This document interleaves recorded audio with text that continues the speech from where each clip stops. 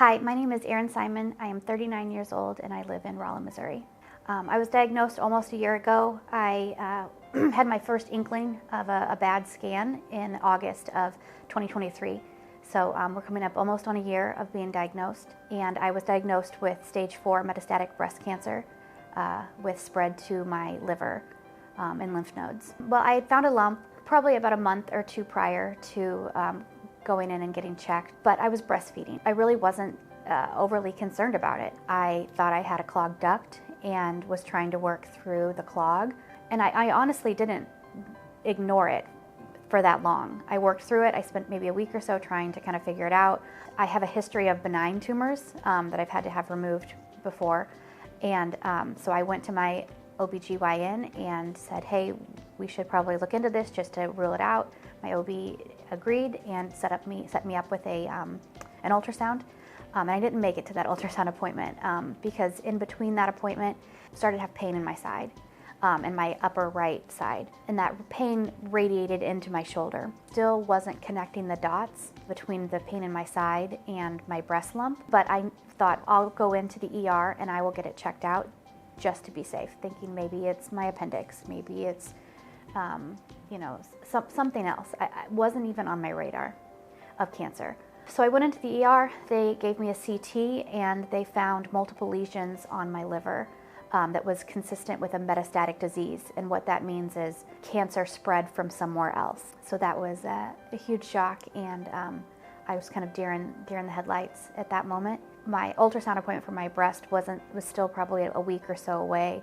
And because I had the history of the benign tumor, I already had a connection to a breast surgeon. So I was able to get in with her very quickly, and they did a biopsy, and I had more scans, and it was all confirmed that I did have breast cancer. Now, I heard about Delbert Day Cancer Institute from a few friends who'd had acquaintances have treatment here.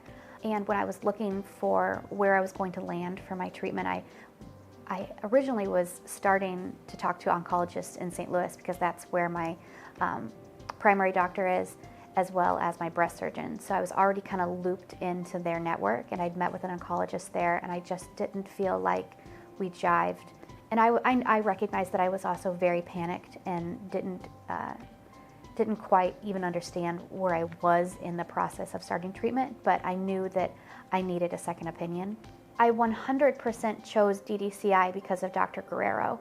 When I met with him for our second opinion, I could tell immediately how kind he was. He didn't give me any prognosis. He didn't tell me how long he expected me to live. He didn't look at me like I was already gone. He told me to keep planning my summers, and that was all the hope I needed from a doctor. To have your oncologist tell you, we don't know, just keep planning your summers. Don't focus on how long you have or when you're going to die. He's never talked to me about that, and I appreciate that so much. I could tell that he cared and that he was going to fight for me like I was going to fight for me.